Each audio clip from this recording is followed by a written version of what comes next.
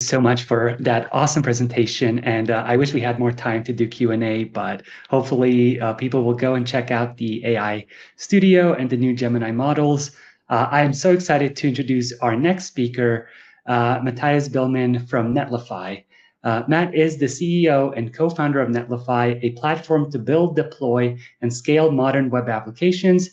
He has been building developer tools for more than 30 years and has coined the term Jamstack, which I'm sure every front-end developer is familiar with. Matt, over to you. Hi, everyone. I'm Matt Biilmann, CEO and co-founder of Netlify. Great to be here at the Virtual Code and AI Summit to talk about AI and the open web.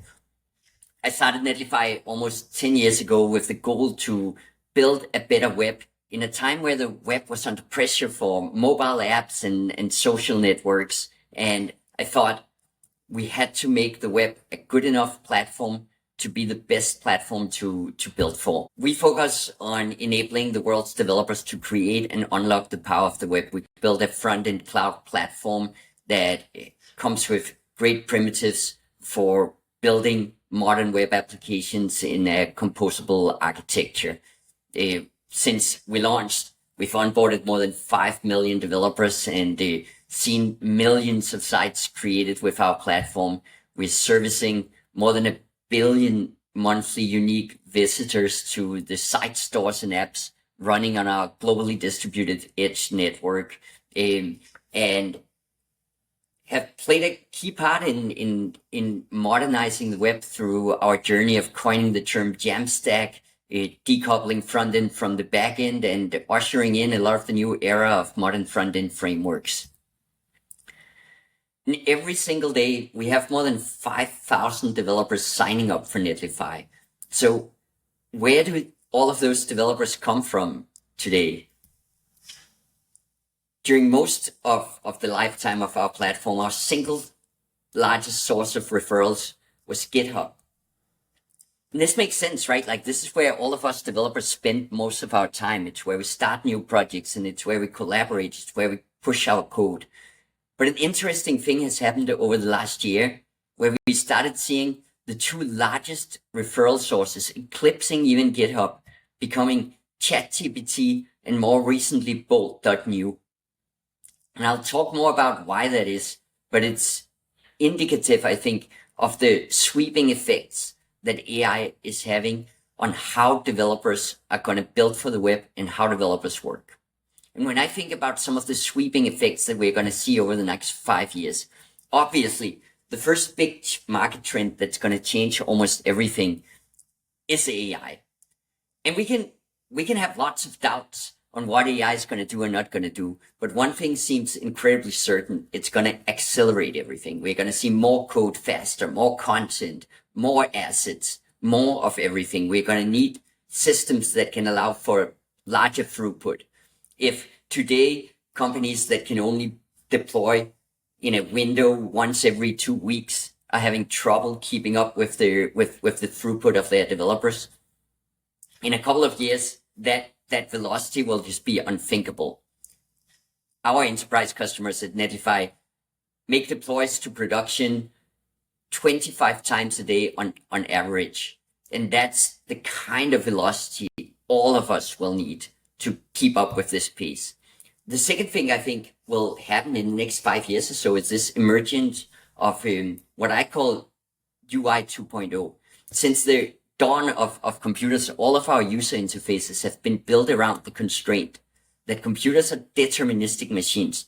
You write a command and the computer does something, or you click a button and the computer does something deterministic. LLMs just quietly took that core constraint away. Now we can talk to a computer and it can act on our intent. It can act in the background and can react to our gestures and figure out what it is we're trying to achieve. And this, I think, will lead to completely different and new user experiences. Right now, we're using the acceleration we get for AI to build essentially the same applications and the same websites we've built the last 10 years, just faster. But once we figure out what we can actually do that we simply couldn't do before, we'll see whole new paradigms emerge. Some of these will put the open web under pressure. The chat-driven paradigms will open up for proprietary platforms for like ChatGPT or Messenger or WhatsApp or whatever X is going to turn into, to try to capture the market from the open web. But we'll also be people that lean in on the open web and try to make that the place that these new experiences happen and where they can be invented. And the last trend I think will only get accelerated from all of this is the idea of building composable architecture, the idea of moving away from large monoliths where the user interface and the business logic is coupled together.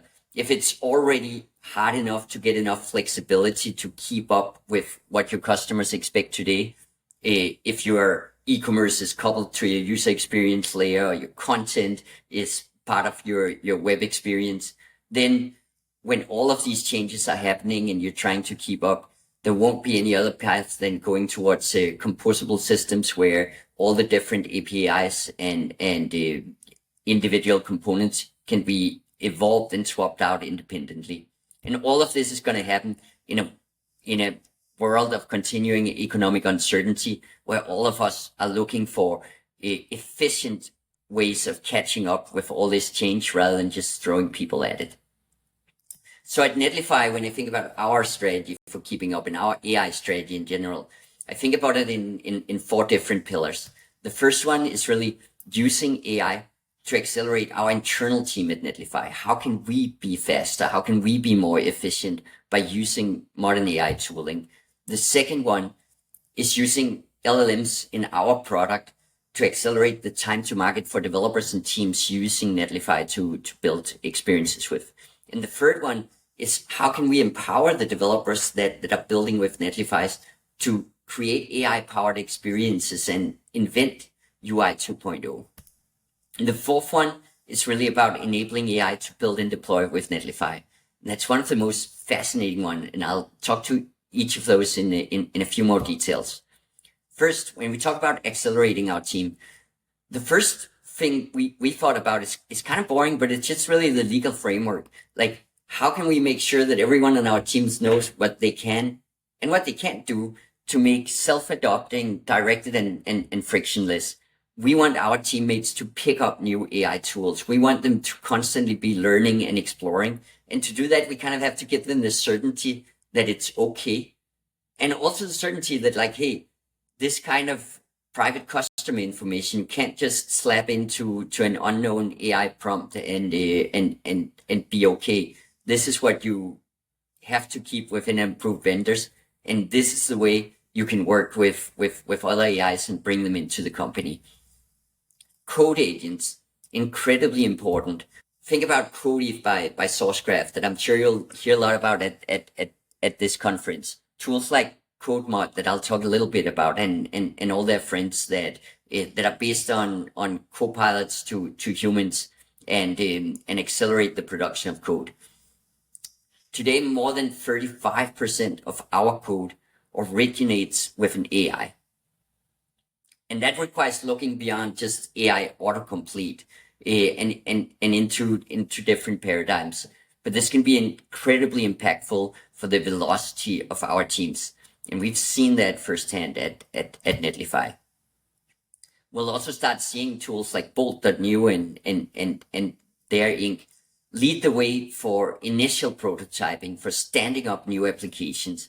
But I think right now, the tools that are built around the idea of a human in the loop and working alongside developers is where the day-to-day work gets done. Sourcegraph introduced this idea of chat-oriented programming for a while ago in a great article. And I had the fortune of giving a talk at one of Sourcegraph's live events where I had planned this whole live coding session with Cody, and I realized for the first time that, oh, I'm a chat-oriented programmer now. And I'll show just a little clip from that talk. You can go find it on YouTube. It was a fun session, but I'll just give this little snippet of working with Cody on a piece of a Netlify function, returning a response from an AI. Now the next part is that we kind of got to wrangle this stream to take, like the docs here will say, you've got to take this piece of the stream to actually get the content from each response. So let's again be a chop developer and say for each chunk of the stream, get and stream it as HTML to the browser. Let's see what it does. Okay. Have a little winky face. And look, what was amazing to me in that little example was just like how I did something that wasn't hard programming, right? Like it's just taking a response and then iterating over it, taking all the chunks and then figuring out how to use web streams to stream that to the browser. But it's the kind of programming that would have taken me a long time to do without Cody, and that I could really just do in one command without looking at any MDN docs or anything like it, and have it work out of the box the first time. This is the way you can really speed up development, in my mind. CodeMod is another tool we've been experimenting with internally at Netlify. It let us take code mods, that's a transformation to the underlying AST of our programs, use AIs to develop the code mods and then use their platform to apply them across a whole code base. And here's just an example pull request touching 143 different files within our React UI, helping us upgrade from React 17 to 18. Again, not incredibly hard development, really chores, but incredibly impactful, right? Like this would have taken human beings a long time to do. The second part is really like, how can we help developers ship faster with Netlify? And one of the things I'm really proud of is our little why did it fail button within Netlify. It saved more than 25,000 developer hours since we launched it mid-year. And I'm going to just give a quick demo of it, right? Like, so if I go here to my Netlify account and I go to this side, I find it failed deploy. One of the really common reasons that we get slower when building is like a build fails. Now we have to scroll to build logs and figure out why. Or we can just click this button. AI will look at it and tell me, this is why your build failed, and I can now go fix it. AI assisted publishing is another feature we launched that aims at enabling the marketeers that works together with the devs teams to go straight from Google Docs or Notion, where they, just like the developers will typically work in GitHub, this is where the marketeers at Netlify will typically work. And now they can just click a button, go straight from Google Doc to have it inserted into a CMS, being part of a website, and accelerate their publishing flow. The team from Sourcegraph did an amazing talk at our Compose conference earlier in the year. Go watch it on YouTube. It's a lot of fun. Third one, empowering developers to build with AI. We've been focusing a lot on primitives that are especially useful when you're building AI-driven applications. Longer serverless duration defaults, durable cache, blob storage, rate limiting in code. When you expose access to really expensive models, you want to make sure people can't abuse it. And async workloads for durable event-based architectures. Here's a short glimpse of durable caching. It basically just allows you to take normal cache control headers, add a durable flag, and get persistence immediately. So this is just like a little example of generating images on demand with DALL-E, but making sure that every URL gets a unique image that gets persisted and not regenerated every time you refresh. Async workloads, really useful for building agent-style applications where you first got to run a step that talks to a database or creates a retrieval, and then maybe another step that does an actual prompt. Thread them together with error handling and retries and throttling and all of that built into the platform. But the fourth really fascinating trend we're seeing is AIs using Netlify. These are AI agents that build apps or that creates websites, and they lean towards the web as a platform almost naturally, right? Like you want an AI agent to give you a URL, not a zip file or something you have to submit to an app store. You want a serverless platform to deploy it on. You don't want a Kubernetes cluster that you got to maintain with something and AI wrote you. And you need a platform that's programmable so the agents can be properly integrated with the platform. And Netlify happens to be a serverless platform built for the programmable web. So we're really leaning into the story of making it easy to deploy to Netlify from all these new next generation AI agents. And I'll show quickly how Bolt integrated our deploy then claim flow. And if you haven't seen Bolt, go check it out.